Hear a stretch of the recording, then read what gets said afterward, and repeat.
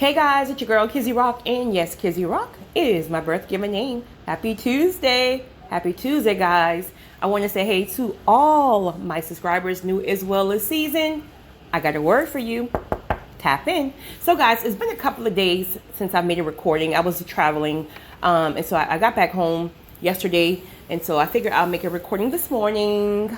Today I want to talk to you guys about a few signs that God is calling you higher. He's preparing you for destiny, whatever that destination is for you. Again, this is just a few signs because we can add so many more. In fact, I may do a second recording about it sometime this week to add more. But if you guys have anything that pops up in your mind, please feel free to comment in the comment section. I would love to read them, and I'm sure the other chosen ones would as well. All right, so they're not in any particular order, so just, tap in. All right, so first thing, God will start to require you to invest in yourself. Invest in yourself can mean a number of different things. That can be taking courses, can just be shutting down your party days and just really sitting here and reading and listening to recordings, maybe going back to school, maybe taking a course, if I had already said that, taking a course, just whatever investing in yourself is for you. Next thing, God may require you to really amp up your self-care. Again, sometimes in our community, we're so conditioned, especially women, to put everybody else in front of us. That can be your mate, that can be your children, that can be your job, your neighbors, your parents, anybody. You literally put everyone else in front of self. And then before you know it, everyone is good, like good. And then here you're struggling with your own self-care. Your hair is a mess. You haven't gotten your filling in about 2 months. No pedicures, just going to Walmart, hair mess, pajamas on, all that stuff, right? And again, sometimes it's because we are tired, because we're carrying the load of everyone else, and we're not even taking care of ourselves properly. So God will start to help you to understand that you got to stop pouring from an empty cup. That was the most difficult thing for me, especially being an empath. But you got to stop pouring from an empty cup and giving whatever in your cup, and you have completely nothing. No, God wants your cup to be filled first, and you're going to have to be intentional about it, especially if you're conditioned to do that, or if you're empath. You're going to have to make sure your cup is filled at all times. That means taking a break from people, whatever works for you. And then the people get I'm sorry guys, I forgot to turn on my notifications. And the individuals around you catch the overflow. But at least when they get the overflow, you're still filled, or at least almost filled, right? So that's one thing. God will start prepping you to learn to stop pouring from an empty cup. My God, was that one of the most difficult things for me. Oh, but thank God I'm years in now, and I finally got it. All right, next thing. God will start to give you downloads that you are the one called to break the generational curses, cycles, generational norms, whatever you term them as. Now, here's the thing. You're the chosen one, right? At least most of you. I don't want to say, well, I would say all of you, but let's just say most of you here are the chosen ones. So you're chosen again for a higher purpose. And many times that's going to require you to separate yourself from a lot of the things that you were conditioned to learn. And so many times that means you're going to have to break the generational curses. For one, it cannot go where you're going. Okay, that's first thing. And then also, you got to make sure that the generation behind you have the blueprint, and that they can have a different outlook. Let's say, for example, everyone in the family had, 13 children from 13 different guys under the age of 15. I'm exaggerating, but I'm just saying. Well, the next generation, if they grow up hearing like everybody in the family, had 15 children, then they don't even know that there's another side of it. But at least if they know about that one aunt or that one uncle or that one mother or so on who did something completely different, you then give them a different outlook on how they themselves can choose to go that route as well. So whatever your family's generational conditioning, cycles, curses are, if you guys have them, only you know. Another thing, The higher you go, my chosen ones, when God is requiring you to break curses, because you have the, I'm not going to say that, the others aren't really at the spiritual incline yet. But again, it could be you or anybody in the family who's chosen, right? Let's just say that. Because again, sometimes people like to get offended, like, well, why is he chosen and I'm not chosen? We all are chosen, but did you answer the call? Again, is my question. Did you answer the call? If you've answered the call, then you're chosen. I don't understand why. Well, only one person emailed me about trying to understand why am I chosen or you guys are chosen and they're not chosen. And I'm like, you are thinking too deep. Like, this is such a broad word, right? All right. So anyway, if any of you have like a very, very dark family history, let's just say there's like heavy drug uses involved, molestations, like very, very abuse of all sorts. Okay, if you're the one that's called to break the generational curses, God is going to expose you to some things in the spiritual realm, things that maybe you didn't even know or never was told what could have happened in that family. But God will show you different bits and pieces of it. And the higher you go, is going to be clear as day on what you need to war against in the spirit. When you start to war against in the spirit and you're starting to break these cycles, the individuals who were violated, you're going to start carrying some of their, not carrying it, but you're going to be able to tap into some of their demons, right? For example, you may have a nightmare about something that may have happened to one of the family members, even if you knew or did not know about it. Well, when that happens, you literally have to get up in the middle of the night and you have to literally war against that thing. You got to pray against it. You got to fast against it, because what's happening is that since the curses are being broken, then you, because you have the power to break them, you will experience or be able to tap into some of the spiritual demons and darkness and all that stuff that has happened down the generational line. So you have to really war against it.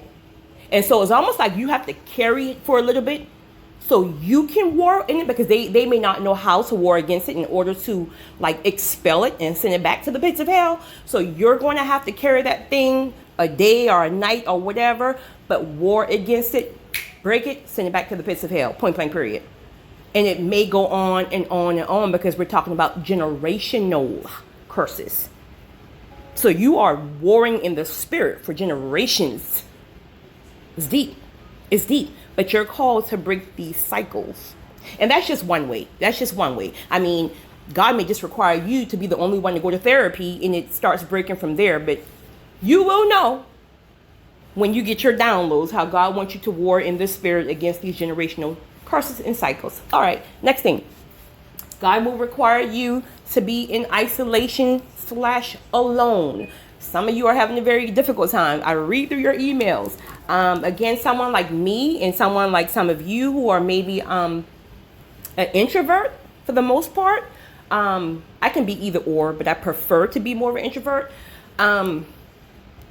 This would be pie for you. But those of you who are like probably like the only child and you grew up being alone, so you got to always have people around you, or you deal with a seed of rejection or abandonment and you just got to have people around you, this may be difficult for you. But again, you will know, because unbeknownst to you, people will start to fall off, and before you know it, you're going to wake up one day and be like, why am I so alone? Where is everybody? And that can be for a number of reasons. Of course, God has to process you, etc. And sometimes that's impossible when we have the same people around us who are constantly pulling from us. So there are several reasons on why you may be thrown literally in isolation and feeling alone. But remember, you're not alone now, because God is still with you, right? Alone doesn't mean lonely. Next thing. You will start, once you get out of that isolation season, you will start to find that people will start gravitating towards you even more. We're chosen, so people have always gravitated towards us. Even if they misunderstood us, they still saw something in us. But now it will be even more. And this is why I tell people when they have such a difficult time in that isolation season, it's almost like, well, I don't have any friends. Listen, don't worry about no friends right now, because when you have healed fully, the people who was literally meant to be in your life and to help you climb this hill to destiny, they will find you. God will make sure he sent them to you. You guys will find each other. It's meant. It's meant. So you're lonely now, but once you get out of this isolation season, transformation season, wherever you are, you will start to realize that people will come to you and cling to you, and these will be healthy, wholesome relationships. They're not going to be like the prior relationships. Completely different. Completely different. They're going to be healthy. Next thing, God, this was major for me. My empaths, tap in. God will require you to learn to start putting up boundaries, healthy boundaries, boundaries in different ways. Learning to say no when it doesn't sit well with you. Learning to say, I can't come to this meeting, but I got you on the next. Learning to say, you know what, I'm tired. I got to really catch up on my rest. I just can't. Learning to say, I can't help you this time because you didn't pay me back last time. Learning to say, when I help you, I need receipts. I need to see where this thing is going because God is requiring me to steward this thing properly. Boundaries. Don't call my phone after a certain time. Boundaries. Or you're going to get blocked, period. Boundaries. Don't call me with no drama, no gossip, no nonsense. Toxic. I don't want any of that. Don't call me. Right? Boundaries. So the thing is this right here. Without boundaries, I mean, we're just all over the place. This is why, well, not only why people have anxiety, but a lot of the time it's because we have 1,000 open doors. Like, we have people running in and out of our lives. We're taking care of everybody else's stuff. We're not even like handling our own stuff. And by the time we're finished with their stuff, we got to come home and try to do our stuff. Our stuff is getting half done because we're too busy helping this person and we can't say no. God will start to teach you how to put up certain boundaries. Sometimes that means cutting people completely off. Sometimes that means just answering the phone sometimes or responding sometimes. Sometimes that just means I'll see you at a family function, but I don't want you in my daily life. So he will show you how to put certain boundaries in place, but it's all about making sure that you have stability, because again, when he starts taking you higher, your load will increase and you can't be all over the place. You have to be able to work in order, organize and all that stuff like that. Like, if you ever been like really around successful people, like celebrities and things like that, they're very anal. And they will probably get on the average person's nerve because everything is so ordered and structured. It's almost like military, and just like you want to kind of just live, just let loose just a little bit, but they don't even know how, right? Because they have learned the importance of boundaries, structure, order, all that stuff. And that is why most of them have been successful for a long time, for those who have been. So God will teach you to start putting up certain boundaries.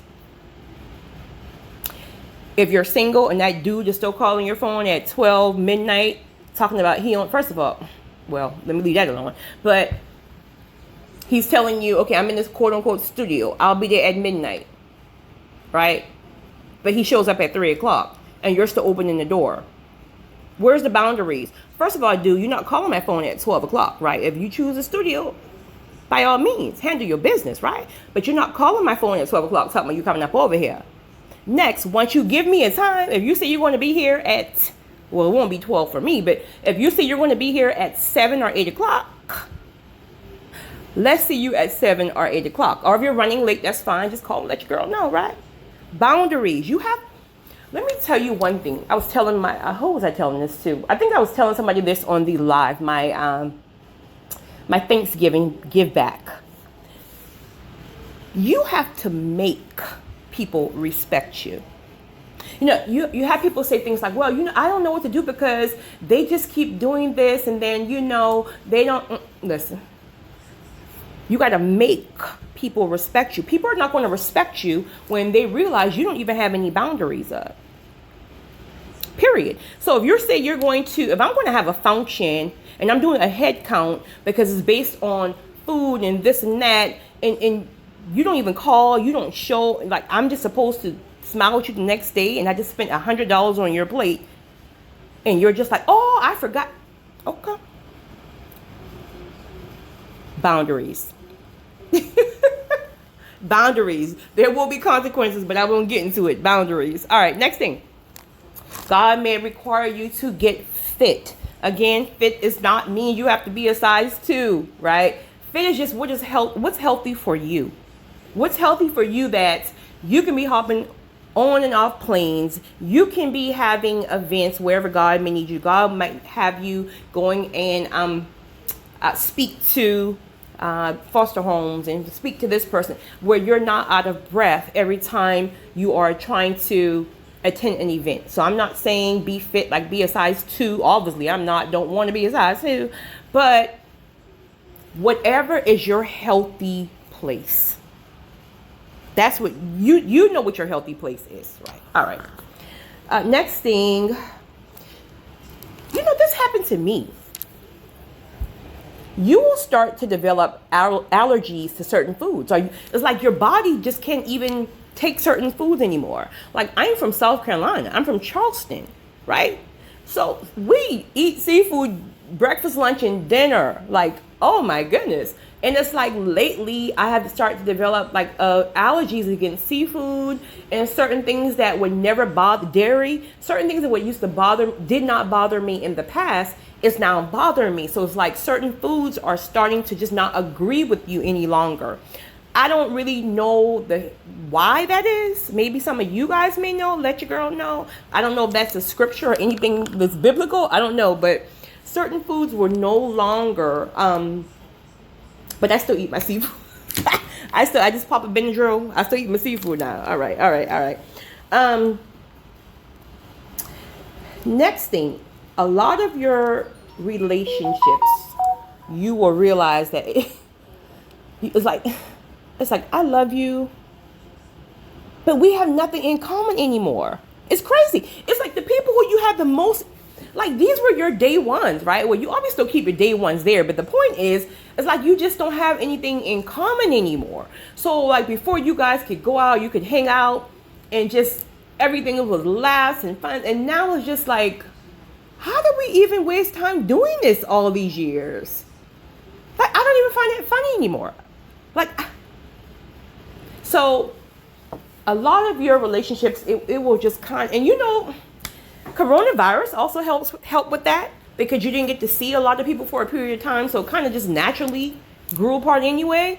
But a lot of your friendships or relationships, I should say, of any sort, it's just no longer entertaining anymore. But it's okay because, again, you will meet new people. And, again, you always keep your day ones there now, right? As well as the ones who grow with you. But for the most part, a lot of these relationships will just fall to the wayside.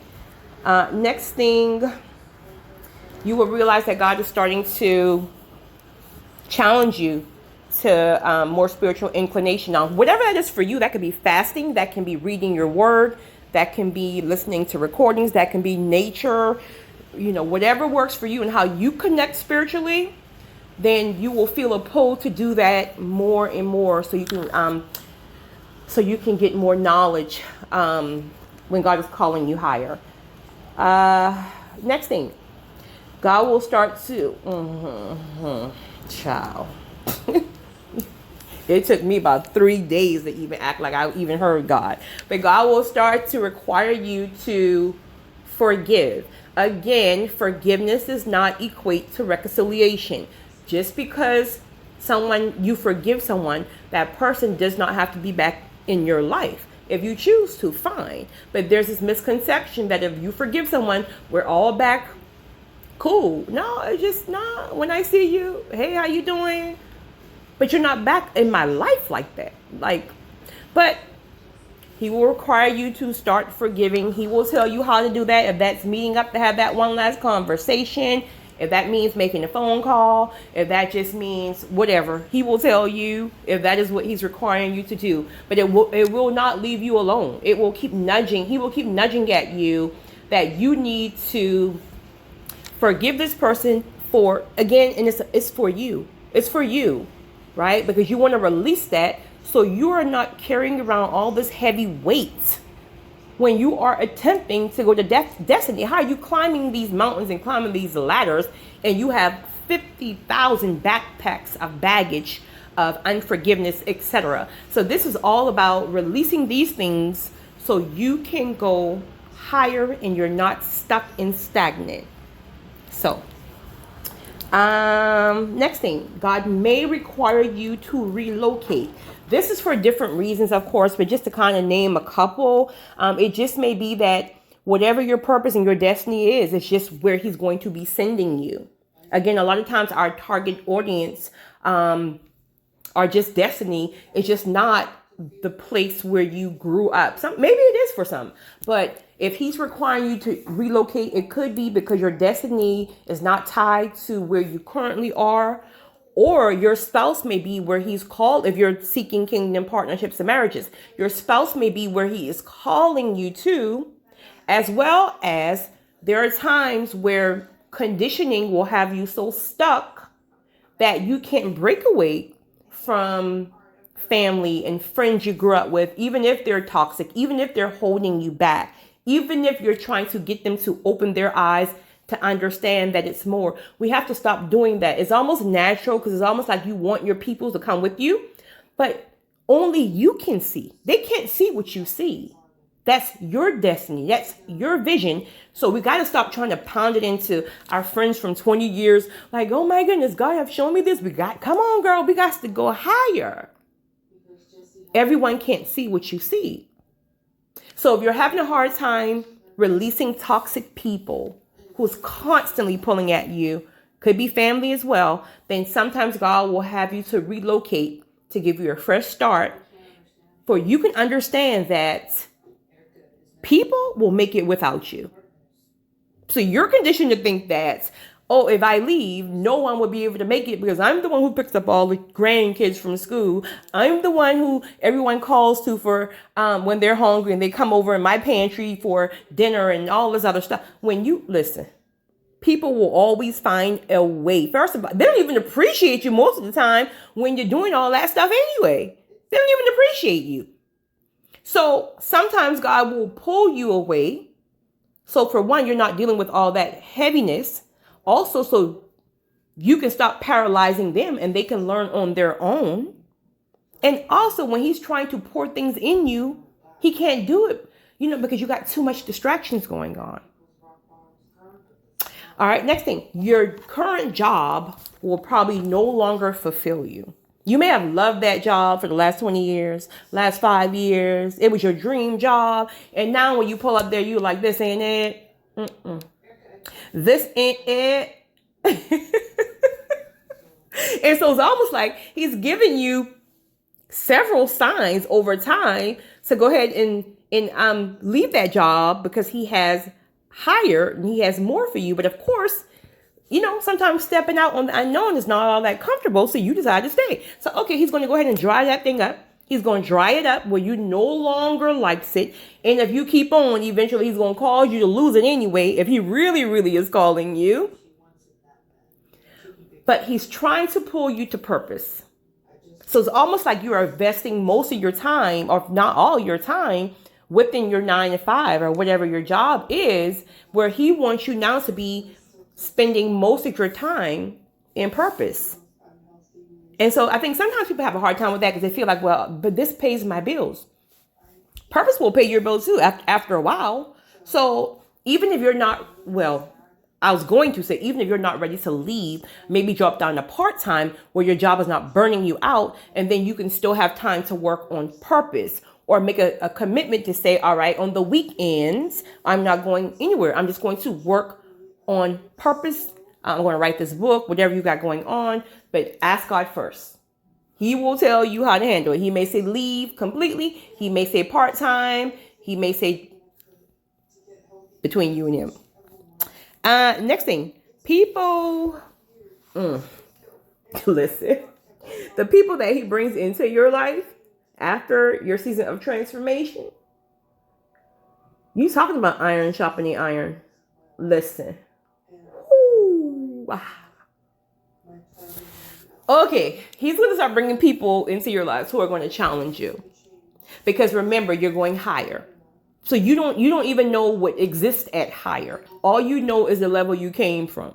Even if you've already climbed 3 levels, there's still more levels you got to get to. So each level, iron will have to sharpen iron. So these are the people, how I was saying that your old friends may fall off, you grow apart, whatever, and he would bring new people into your lives. Yes, these people will be friends. Yes, these people will be your destiny partners, etc. But these people will also challenge you. In conditioning, we're so used to when we don't have our way, we cry, kick and scream, shut the door and all that. That ain't happening in this season. You're going to sit here, you're going to kill that flesh, you're going to be in your feelings, but you got to listen. Whew.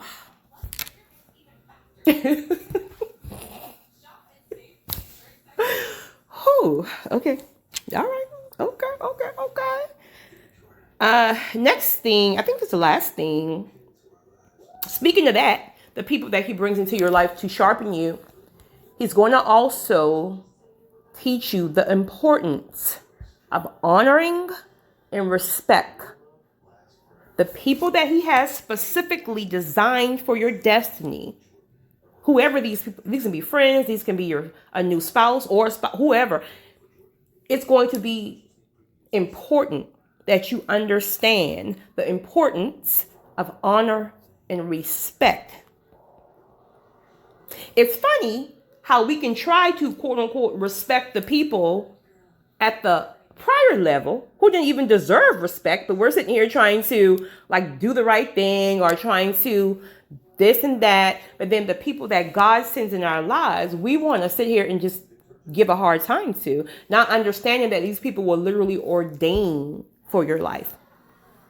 And you have to honor and respect because these people know something that you don't know. God sends people who's already at certain levels to come in to get you or to meet with you or whatever. So you're going to have to, whatever nuggets they're giving you, any support they're giving you, any conversation, because a lot of times they don't even have time, but any conversations that they're giving you to help you, you have to honor and you have to respect that. That is so important. Honor and respect will open so many doors.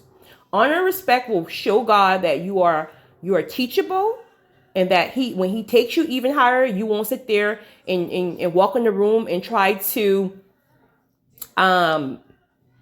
be a know-it-all, but instead you're there to just soak in everything that's going around. What's the word I'm looking for when you can be around somebody? You're not speaking, but you're just I don't know. Whatever. Soak it up and just keep your honor and respect intact for anybody that God has placed somewhere along your journey to destiny, as well as your destiny partners. You guys have a great one. It's your girl, Kizzy Rock.